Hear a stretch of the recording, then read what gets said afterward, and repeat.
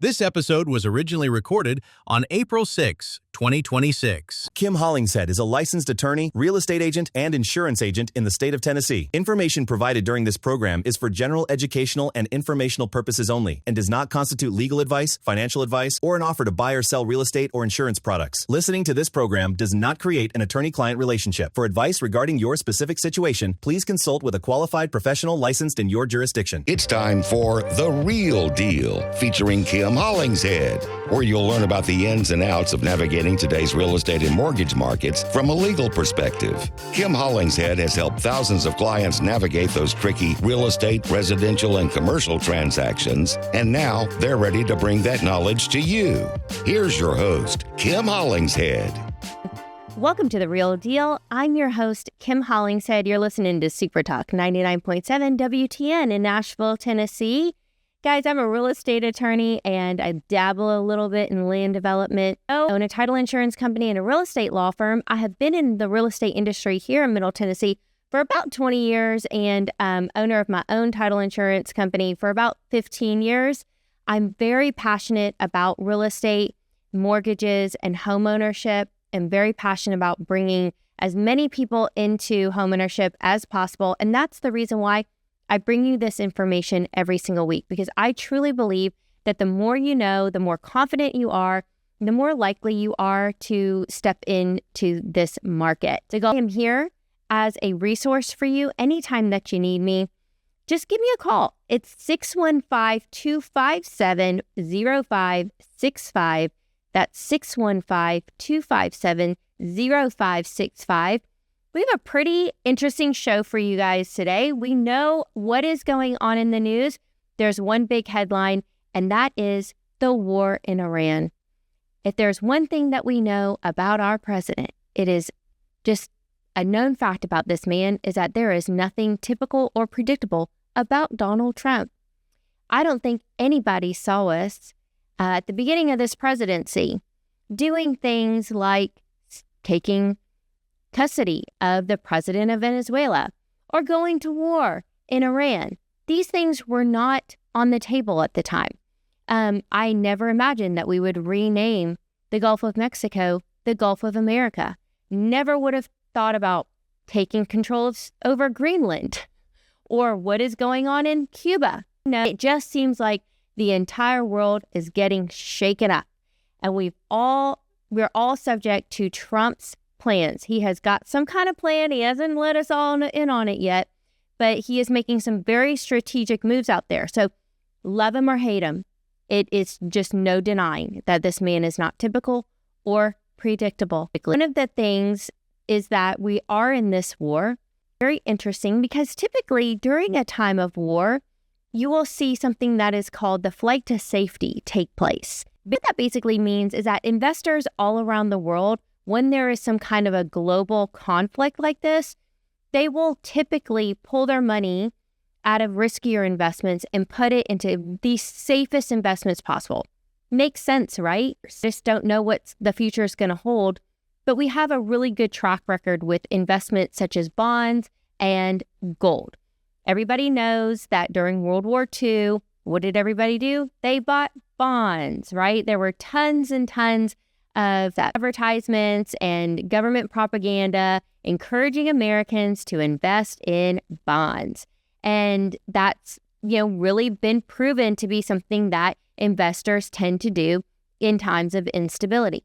Now, what happens to mortgage rates typically is that we know, because we've discussed it many times on this show, that the 10-year T-bill, the 10-year Treasury, is kind of like this gold standard when it comes to mortgage rates. Basically, as the yield goes down, it will be because the demand has gone up. Because the government is not going to be as willing to pay as high of a yield on that Treasury bill as they would be if there were fewer buyers. It's just like anything else in the market. It doesn't matter what kind of a product that you're selling.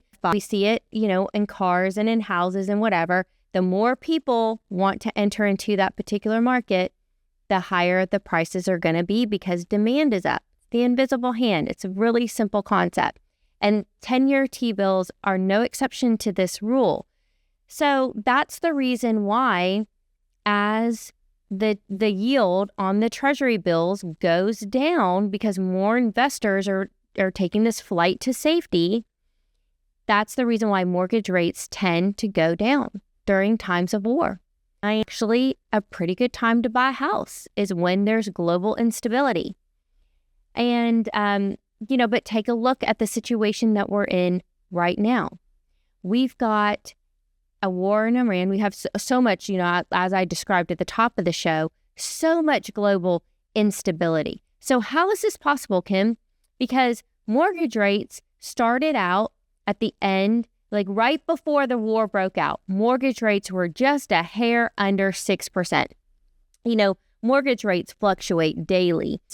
We had just seen it tip into the fives, and some people were getting some pretty good rates well into the fives.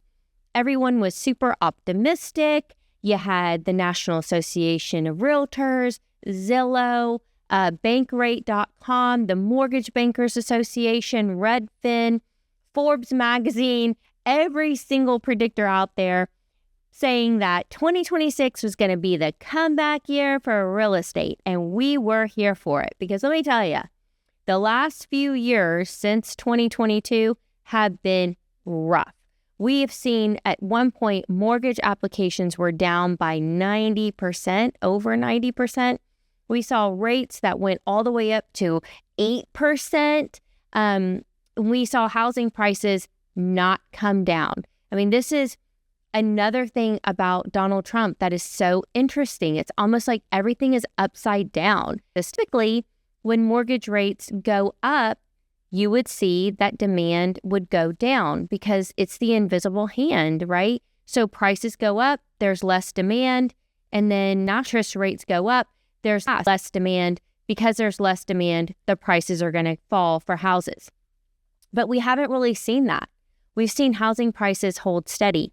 The National Association of Realtors says that the reason why is because there is a lack of inventory. And the reason for the lack of the inventory is due to a number of factors. It's not just, that there's just no homes on the market. It's almost exclusively because the people who were in those very, very low rates, who ended up refinancing rates that were already in the threes, buying down the rate even further. There are so many Americans who are in rates that are in the twos right now that they are not going to list their home for sale. They're just not motivated to do it, to turn around and step into a more expensive home and pay such a higher interest rate to get into that home. There just isn't an appetite for that right now. And then also on the new construction side, we would typically see that new construction sort of fills the gap there when there's not an appetite for sellers of existing homes to put their homes in the market.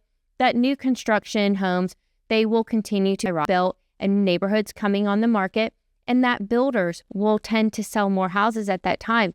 We have not seen this new construction inventory hit the Nashville market in the way that we have in years past.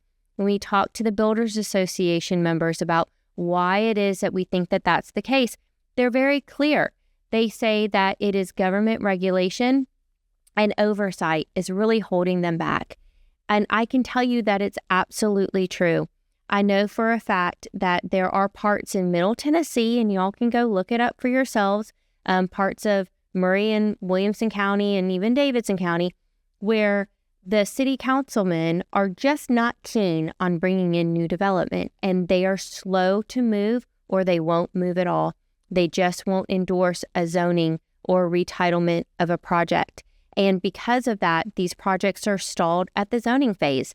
They even past that. It is taking a very long time to get construction plans approved and building permits. And even if they are constructing homes, it's taking them a long time to get those homes ready to list and to sell, because getting inspectors out is just taking a long time as well. So everything's just either ground to a halt or slowed down on the new construction side. The reason why those prices haven't fallen is because of inflation. The cost of everything is up. You guys will remember the cost of lumber years ago skyrocketed. And because of the general inflation across the board, and inflation is partially due to higher interest rate and higher energy costs, because as the Fed rate is higher, It just costs more money to hold inventory, to invest in your business. The cost of goods goes up. I mean, everything just goes up. Okay, just is what it is. And it's the same for new construction. So because the prices aren't going down, they're not able to hold off prices. We have seen builders who are selling property and the real estate agent is making more than the builder did on the home. This fact. That's the reason why you're not seeing them bring down those home prices. What they do instead is they utilize things like seller credits, partnering with lenders and with title companies to offer incentives to buyers to drive them into their neighborhoods. But aside from that, there's just not a lot of wiggle room in the purchase price. So here we are, we have mortgage rates up and we have prices up.